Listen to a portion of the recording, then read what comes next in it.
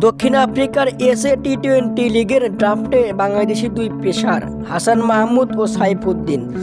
আফ্রিকার এই টুর্নামেন্টে টাইগার দুই পেসারের ভিত্তিমূল্য ধরে রেখেছে, সেখানে সাইফুদ্দিনের থেকে হাসান মাহমুদের ভিত্তিমূল্য প্রায় দ্বিগুণেরও বেশি। হাসানের ভিত্তিমূল্য 4,25,000 র্যান্ড, যা বাংলাদেশি টাকায় 19,43,000 টাকা, আর সাইফুদ্দিনের ভিত্তিমূল্য 1,75,000 র্যান্ড, যা বাংলাদেশি টাকায় 8,65,000 টাকা।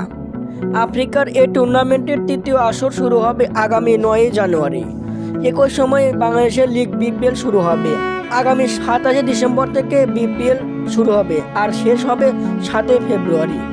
একই সময় দুটি টুর্নামেন্ট হলেও হাসান মাহমুদ ও সাইফুদ্দিন এসএ টি-20 ড্রাফটে নাম জমা দিয়েছেন।